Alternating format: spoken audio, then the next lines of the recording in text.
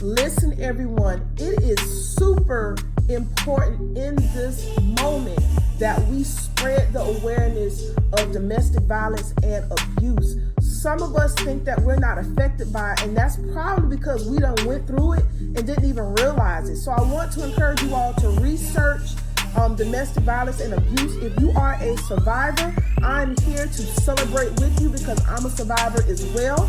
I also want to encourage those who have been following my broadcasts or my pages. Please be a part of the movement. This movement is not just restricted to me and my sorors. It is for the community as well. So let's spread the awareness of domestic violence together.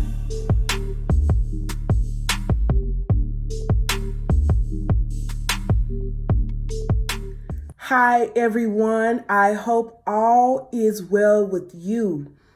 This broadcast is a very special broadcast because this is in light of Domestic Violence Awareness Month, and this is a very important topic. I know that when people are truly unaware of how something affects them, that they're not likely to listen, but I want you all to understand that the domestic violence can affect anyone, okay? Especially if you're unsuspecting and you don't realize you're in that situation yourself. And yes, that's how domestic violence occurred. Okay, so first of all, domestic violence starts off as simple abuse. And what that means is you can be in a relationship with somebody and this person may not be calling you out your name at first. This person might be ignoring you. This person might be ghosting you, and you might still be tolerating this person. And eventually, let's say somehow you and this person decide that you want to continue on in a relationship. So now in a relationship, this person is doing other things that make you feel uncomfortable, that you don't like. And in a attempt to keep this person from ghosting you again, you may not say nothing. And so sometimes abuse can be subtle because, again, when an abuser do things, first of all, they're not going to just straight up hit you in most cases, okay? Before the hitting part comes into play is other levels of abuse that leads up to getting hit, okay? The reason why, if you think about it, that this is true, because I'm quite sure any of us that have ever been on a date or been in a relationship, if we went on a first date and somebody hit us, that's at a stage where we're like, no, definitely not. If anything, we're going to call the police on this person. We're not in love with this person. We are done with this person because this person is obviously crazy, okay? But what happens is with an abuser, of course, they know if they put all of their foolishness out at once, you're going to most likely not be involved with it. So what happens is there's some time that must pass by where your emotions and your feelings and your arousal for this person raises up to the point of where now you're connected and you have a soul tie with this person. So when the person do hurtful things, you're forgiving it, you're bypassing it, you're saying to yourself, it'll get better, things like that. And then when you get to that point, the abuser can draw you in to where it can become physical. Okay. And I can speak on this because I've had experience with this matter. And I believe that there are people that are listening to this message that have been in the same, similar, or worse predicaments than I have concerning this matter. So we need to talk about it because a lot of us, especially if we're vulnerable, can walk into a toxic relationship and not even realize that it's not going to serve us. So you have to understand that domestic violence does not just occur on the first date, of course, we know that. But this is something that has led up to a person, which is the abuser, feeling entitled to do and say certain things that hurts the victim, or even I want to say the victor, especially if you've been able to come out of that situation. All right. So what I want you to know is that, bottom line with all what I've just said, we have to talk about this because some people are in these situations and they don't even know it. When I was dealing with a situation like that, I would have not have automatically said, wow, I'm being abused or whatever. I would have just been like, oh, well, this person, he just got to get better. He just got to come around. He just got to come around. And that's usually how we think when we care about somebody. And that's how our abusers can take advantage of us. So you have to understand how all these emotions, these love emotions, what we think is love, you might be in love with this person and this person has other things going on. You have to understand how we can get tied into domestic violence. Now, my personal story, I will say, generally speaking, I've dealt with domestic violence on two ends. And I was discussing this with a soror not too long ago. And I was already thinking this, but then she turned around and said it herself that she has encountered this on two ends. And so when I say two ends, I'm talking about as a child and as an adult. And so with that being said, a lot of times when we think of domestic violence, we're always thinking of a man hitting a woman, but we also don't necessarily thinking about the children that's watching. The best example that I can use concerning someone who has went public about her story concerning what that was doing to her is Iyanla Vanzant. And Iyanla Vanzant is one person that has dealt with abuse on two ends as well, except when she was a child, she was being abused by somebody in her family, not her father, but someone else in her family. So she dealt with abuse on one end, and then eventually she found herself in that situation again as an adult. And unfortunately, sometimes the most simplest thing to do is the hardest thing to do. And if you have children and you notice that that situation is dangerous, you may need to make a break for it like Iyanla did when she realized that the situation was gone too far, when it went too far. So she took her children and she made a break to leave, and she never turned back. And now she's out helping others disrupt toxic relationships in their lives. So I say this because whether you're a man or a woman, God has designed you for a specific purpose. God has fearfully and wonderfully made you. He made you to be somebody. And no one deserves to be treated as if they are less than a dog. Now, if you put out some mean, nasty, and hateful things, then don't be surprised when that comes back to you. So when you do dirt and you hurt people and things like that, don't play victim when that same stuff come back on you. But if you are a person that endeavors to do right by others, you know in your heart of hearts that you have not tried to hurt people. You might have done it in the past, but now you're moving forward, you're getting past it, you're doing better or whatever. Just know that at this point, you do not deserve to be mistreated. And again, some things is a result of those things that you put out coming back on you. Just depends on what you did and how long you did it. Okay, it just depends. But I want y'all to understand this, because also what's important, even though sometimes we may have done hurt to others, if you're not careful, you can become the abuser by staying with an abuser too long. Now, you have to understand what abuse is, okay?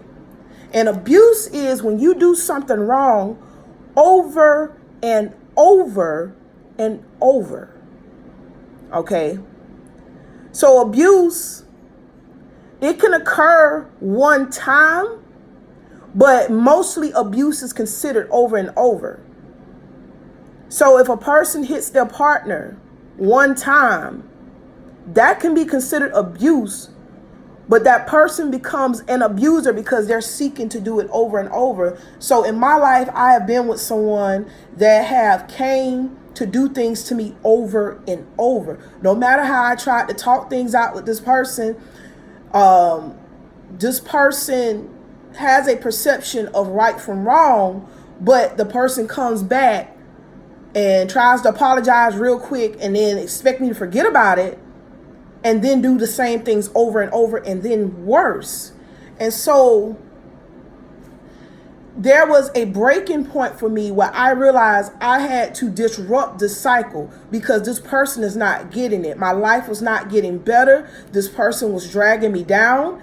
And so I had also talked to another person that told me, at this point, if you go back to it, I don't care if you done left this person for 3 months or 6 months.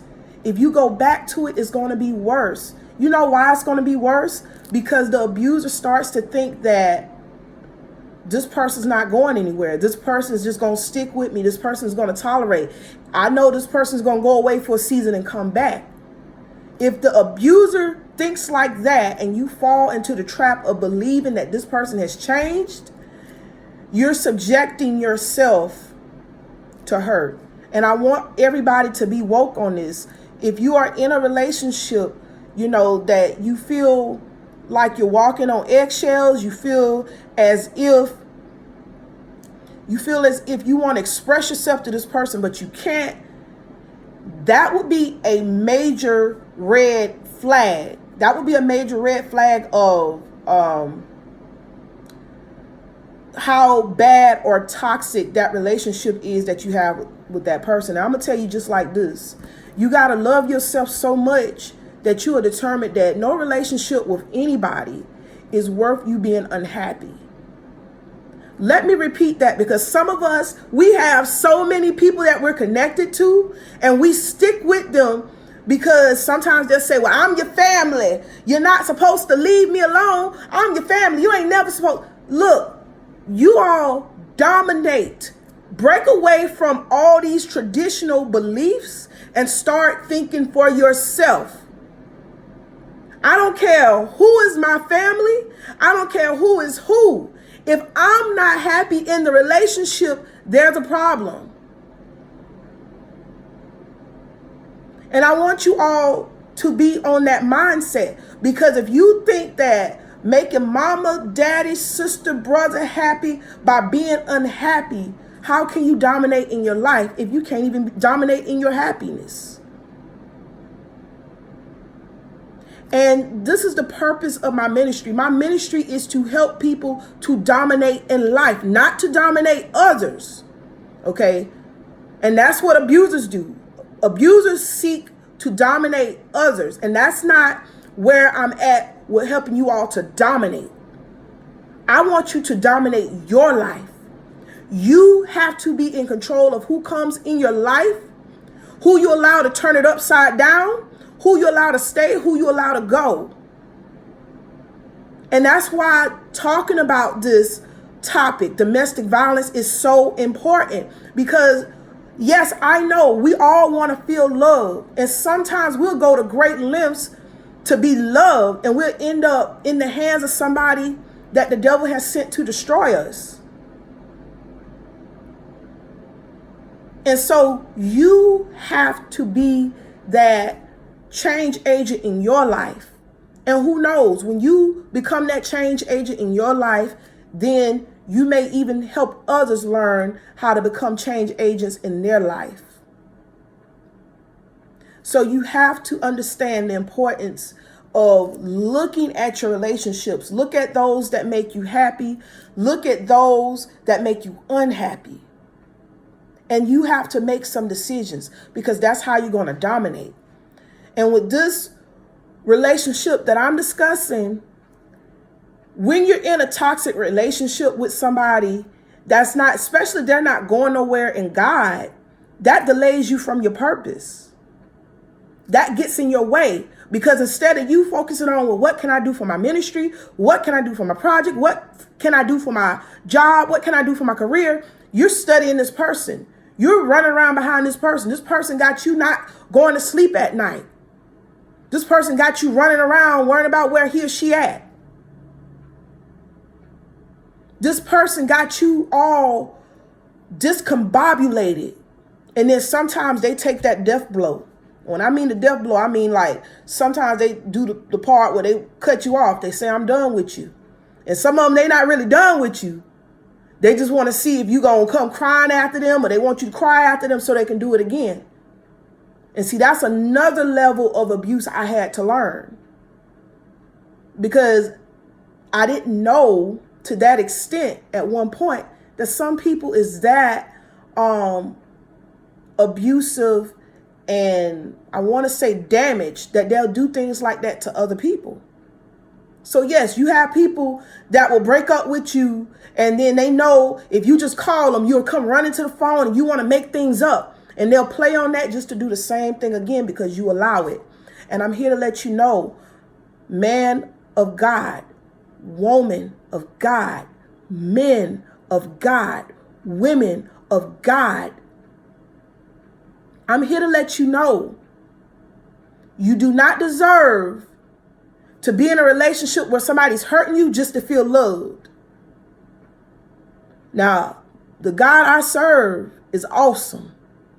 And he made a whole bunch of people on this earth. Other than this one person, we done delegated all our time and energy to, that probably done wasted our time and energy. I am here to help you all dominate. And again, not to dominate other people. That's what abusers do. Abusers are the real losers because they are fighting within themselves. And what happens is that fight within themselves, they put it on other people. And now somebody else is getting hurt because they did not resolve whatever issue went on within themselves. They did not rightfully distribute whatever the issue is. Somebody hurt them in the past, so they're holding on to it. They're afraid you're going to do the same thing. So they hurt you before you can hurt them, or so they think. Or it may not be, they might know that you're not going to try to hurt them, but they keep putting their frustration on you instead of seeking healing. First of all, some of these people won't even go to God.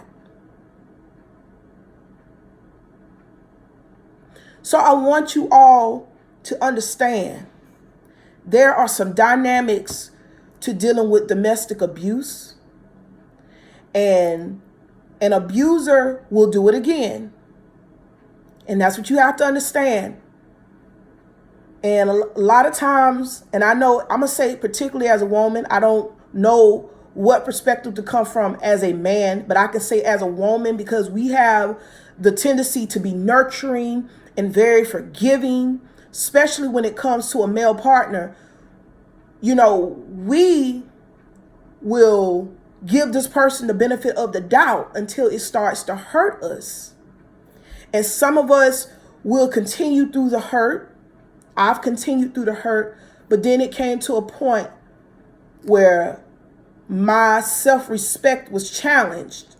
And when my self-respect was challenged, that's when I was like, you know what? No more. This has to end. This is finished. This is a wrap. This is something I cannot endure anymore. It is not worth it. I started counting up my losses. I seen how I was losing, and I was like, you know what? I have to do something about it. And once I cut that person loose, then I was able to see things happen in my life. Then my ministries started to flourish. Then I'm, much happier, things like that.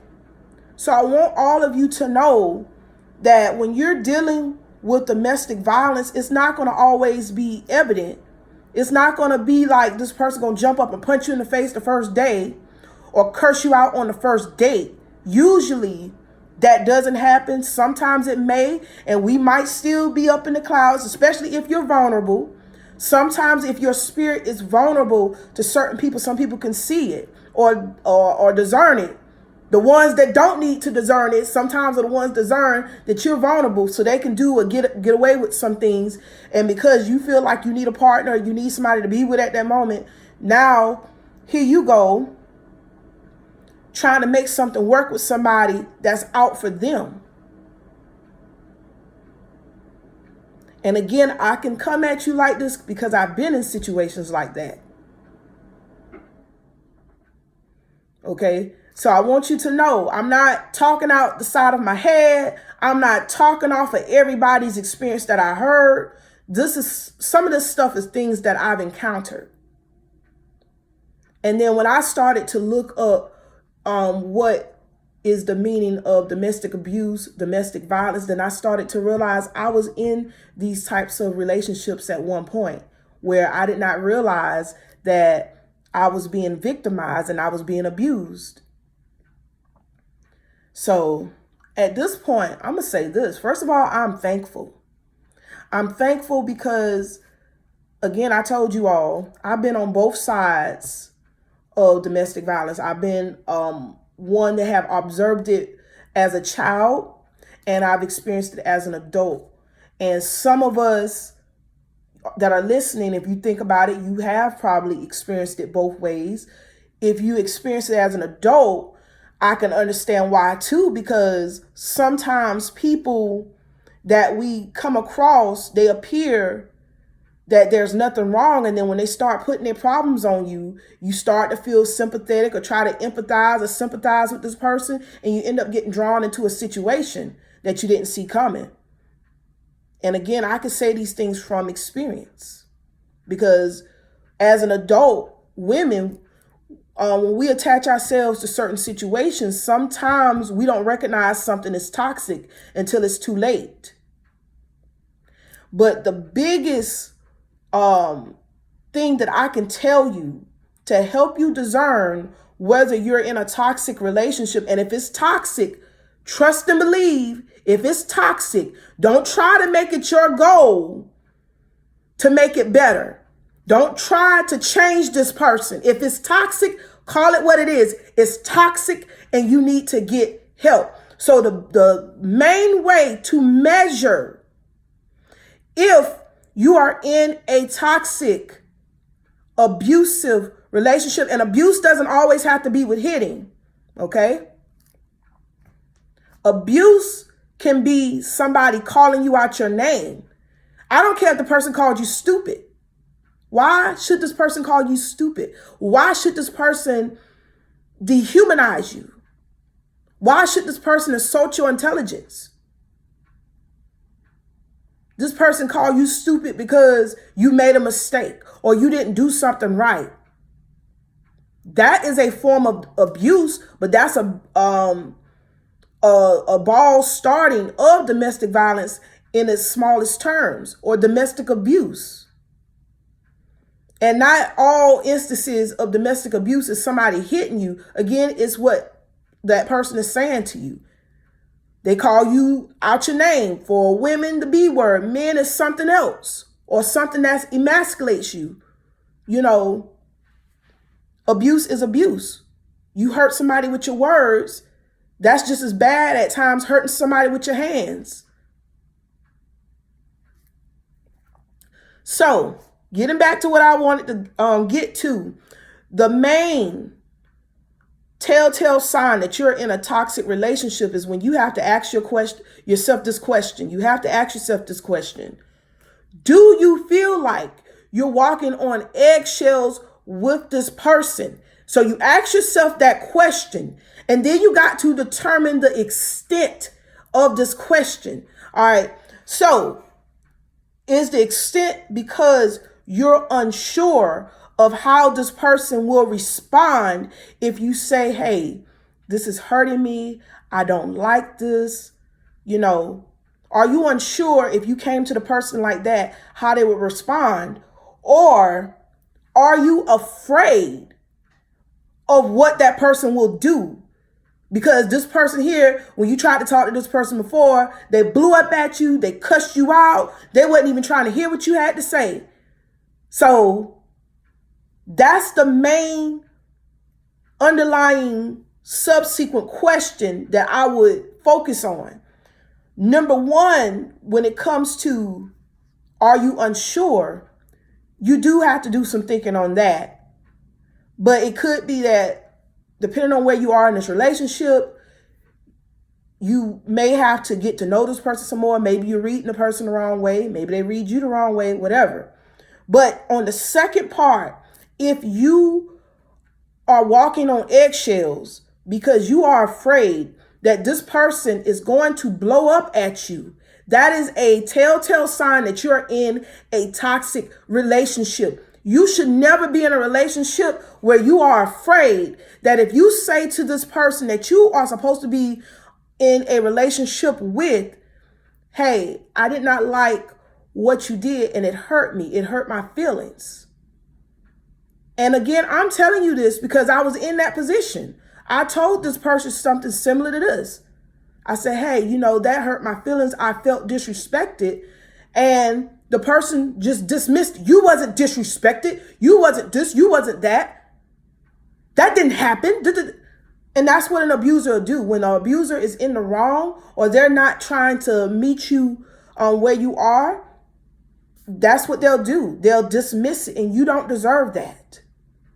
So that's why this conversation is super important to have. So I encourage you all to reflect on your relationships, okay? Now, when I say relationships, I'm not encouraging people to shack up and fornicate just to say that they're in a relationship. I'm saying if you're in a relationship of any type now, you need to look and reflect on these things to make sure that you are not headed down a path that can lead to you losing yourself or even losing your life. I want you to remember that you are fearfully and wonderfully made, and marvelous are God's work, and that your soul should know right well. And I said that based on Psalm 139 and 14.